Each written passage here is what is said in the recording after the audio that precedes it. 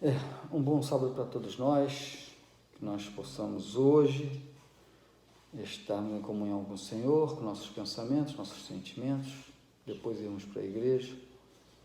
Vamos fazer uma meditação em Gênesis 17. Gênesis 17 é o primeiro versículo que nós vamos ler. Gênesis 17, versículo 1. Lê aí para nós, Marcelo. Quando Abraão era da idade de 99 anos, o Senhor apareceu a Abraão. Ele disse: Eu sou o Senhor, o Todo-Poderoso. Anda diante de mim, ser perfeito. A fórmula da perfeição. Anda diante de mim e ser, teu ser, né? Sendo, pois, Abraão da idade de 90 anos, já tinha passado por algumas situações, já tinha mentido para o seu próximo, já tinha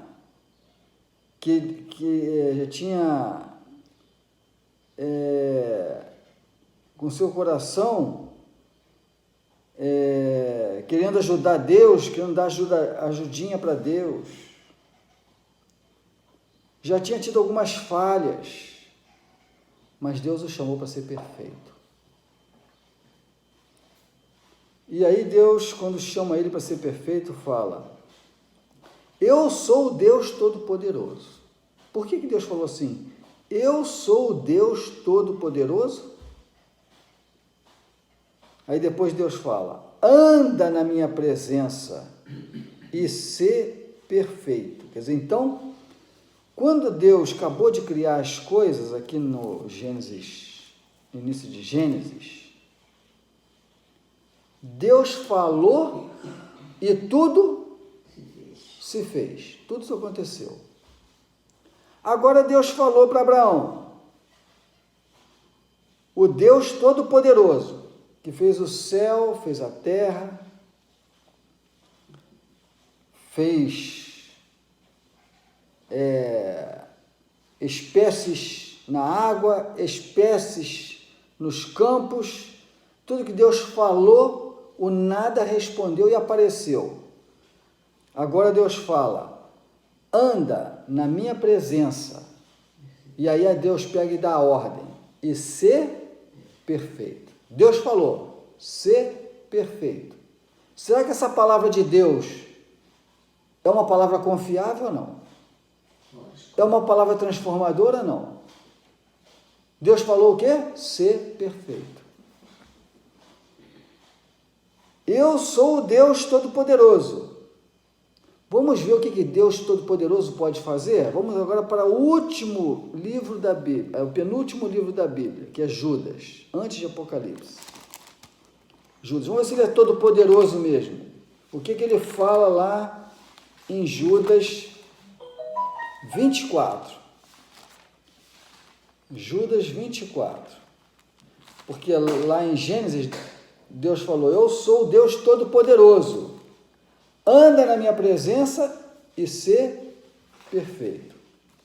Judas 24, só tem um capítulo, fala: ora, aquele que é o quê? 24, Judas 24. Aquele que é o quê? Aquele que é poderoso para impedir de cair. Aquele que é poderoso, aquele que é todo poderoso. Ele pode fazer o quê? Impedir-vos de cair. Impedir-vos de cair.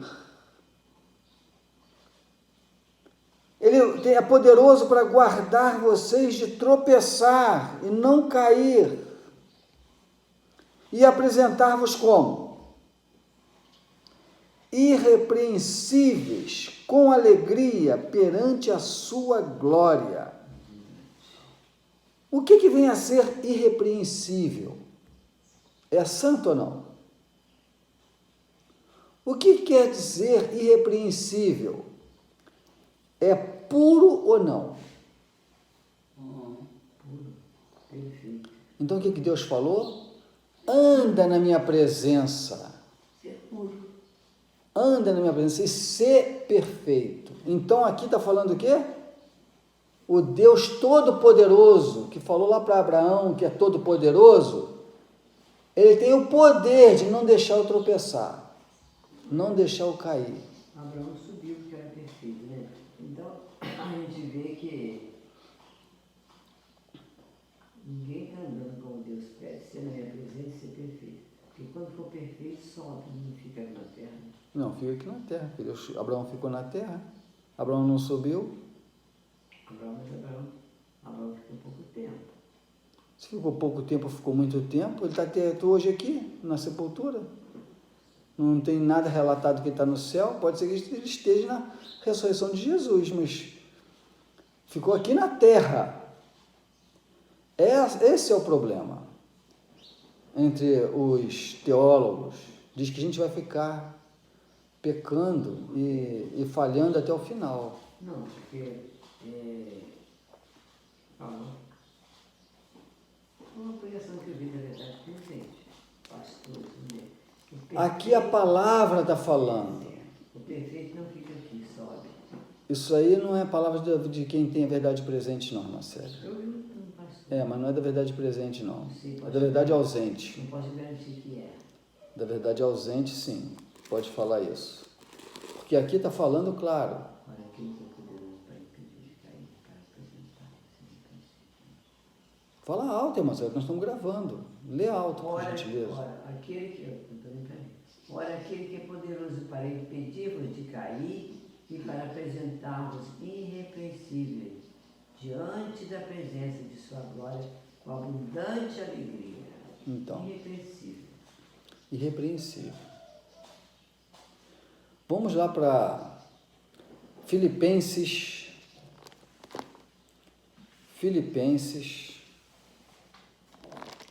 2.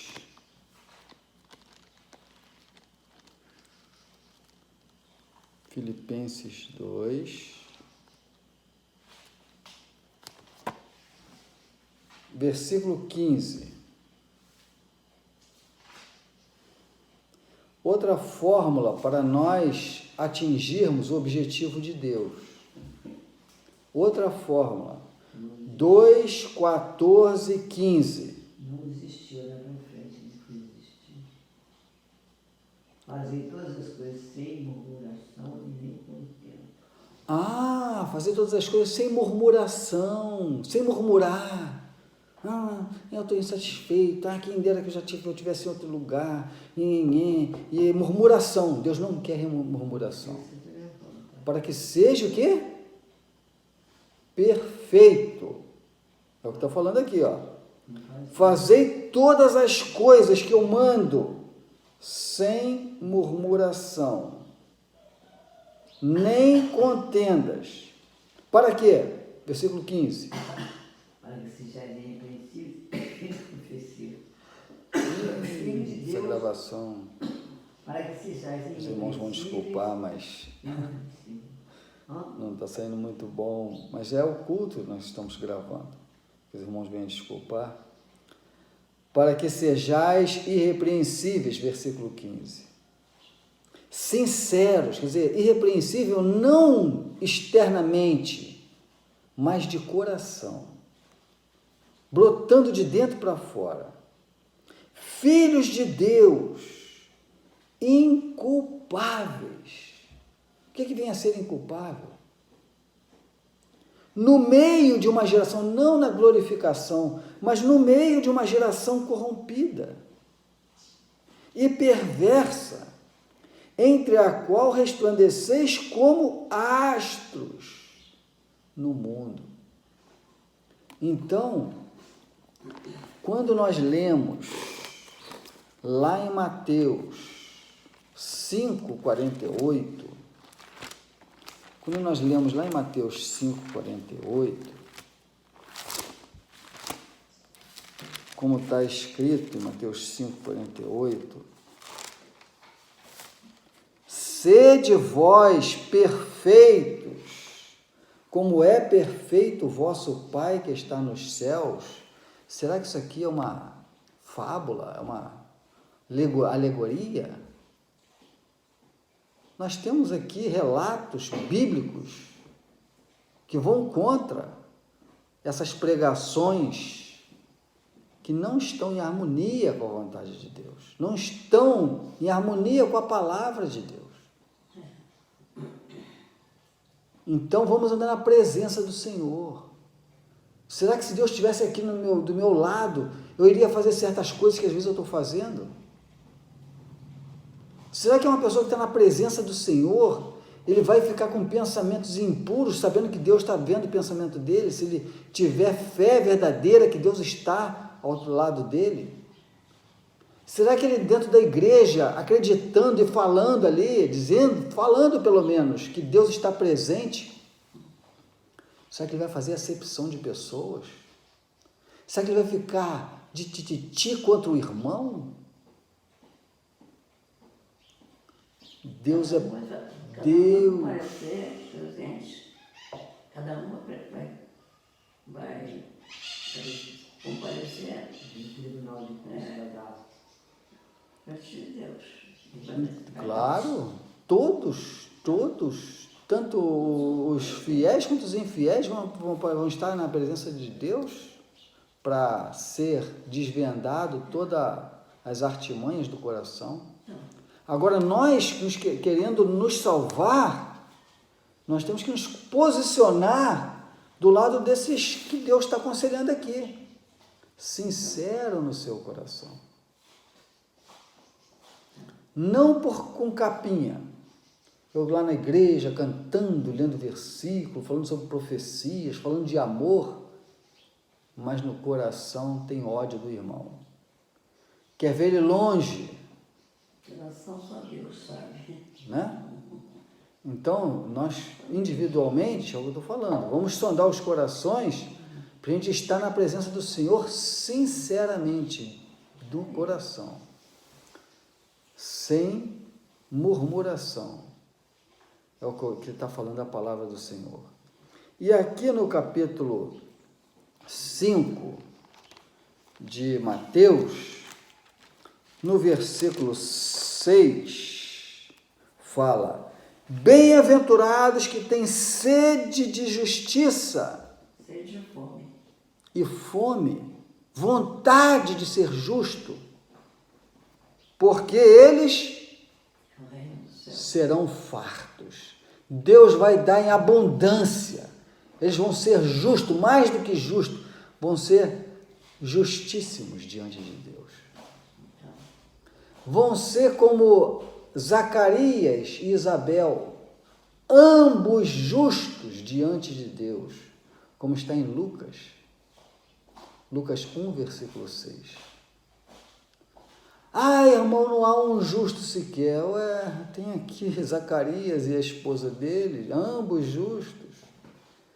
Tem Abraão, depois que passou pela sua fase de amadurecimento, justo diante do Senhor. Tem Jó, chamado justo diante do Senhor, sem murmuração,